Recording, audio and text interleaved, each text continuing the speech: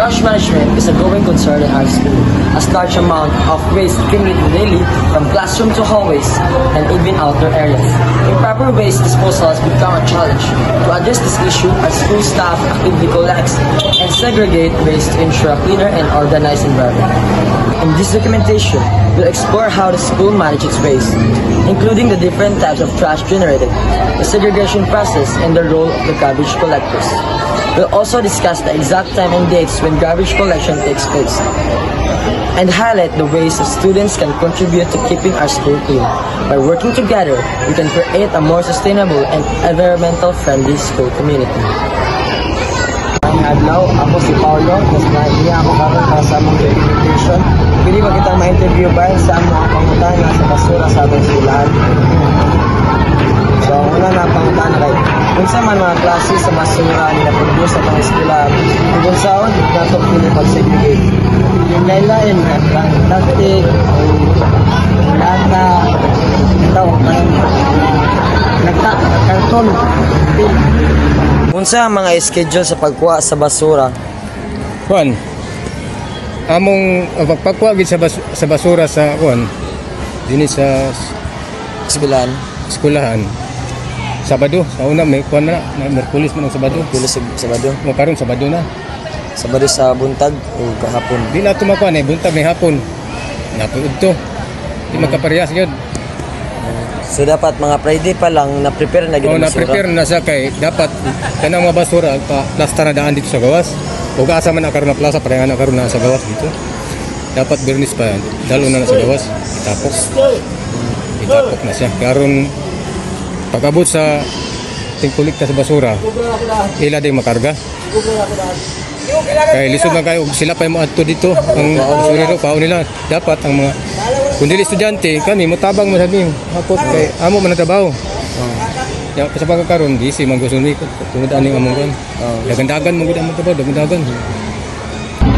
Pila ka beses ipahawa ang mga basura sa mga classroom o komunidad so wala sila waon ang basura sa ano kagat ba kuha mga Miyerkules, ang mga estudyante ba ma-appeal sa mga kaliyukan sa pagdumala sa basura? Okay na sila. Lagyan ng kuwan. Kung nakakang pag-dinunok ulan man sa gusto lang na ano na mga kuwan nila na wala kung pwede ang sido. Isa mga giya ang anahan para sa paglabay sa hard waste sama sa baterya o electronics. Ito rin naglabay.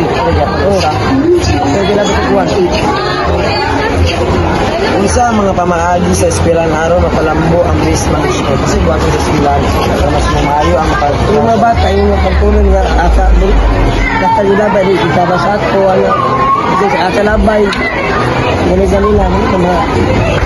kanila labay ata unsa mga plano sa eskwelahan araw mapalambo ang waste management sa umaga kanong mga bata niya kanong mga bata solution tingnan mo na inagigakay natin nila para magpaliling maging nila ginaon sa pag-doktor ang mga estudyante o mga kawanong bayan sa Augusto na paglaban sa siguro sa basura mga maestra o ng mga estudyante na parang maestra yung mga nanagang sa pagkuhan na diya ilabay tako ang gapulo na ibutang kay ibutaran kaya ibutang kay ibutang asa na imutang ang mga basura alang sa recycling? Asa ginabutang ang mga recycling na mga gamit basura?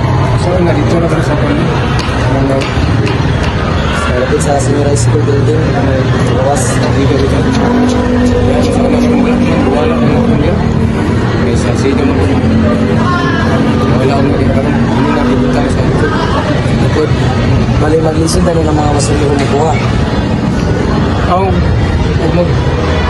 tumano ni Sito Ngayon tabangan kapila si estudyante Bernis pa pagkaw sa dagay sa batungan ng schedule pagkuha at dili na sila magsusot yan naman sila magkarga kaya ang mga basura bumuli sila masunod dito kaya lang nakipuha na nila kung masala na nasa gawas nagulog po kayo sila kayo mga natin pagkuha tabangan na pagkuha sa naging plasta na naging Bernis pa plasta na basura kung sa'yo magkay Sabado wala may eskwela. Sa pagpadi ang dili na po sa Bernes. Wala may estudyante mo po ang kapot na kami po sa buwan naman. Doon ka mo po, may alam mo po ang mga sorero ito, sunod, nagalayo. At ito sila magbuwag yun. Ang mga estudyante yun ang major din na issue disiplina sa mga bata. Ako part sa SWM, sabi naman ako ang paningkamot na mag-implement. Okay, natuniagi na nakuhan ko nga na anti-segregation, na wala gyapon. Yeah. Next na po, anti-segregation pero naman gina-permit. Pero nabutan ako trash bin sa, di man yung mga trash bins diri, hindi sa mga kilid-kilid na to. Kabante mo na trash bin. O, at yung kumiyagi, itong Monday, grabe ka, ito, damo kibusura, wala yun na libos na kusa ang mga basura na katak-katak. Aside na sa iro, ang mga estudyante, labay na, bukod niya.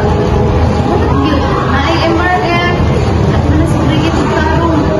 Dapat ang mga segregation na to, plastic bottles, mga papel, karton, dito na siya sa MRF. Kaya ang MRF, ang sabi purpose sana, kanang mga mapuslan ba?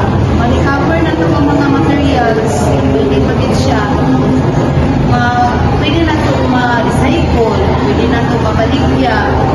Yan ang purpose sa MRF.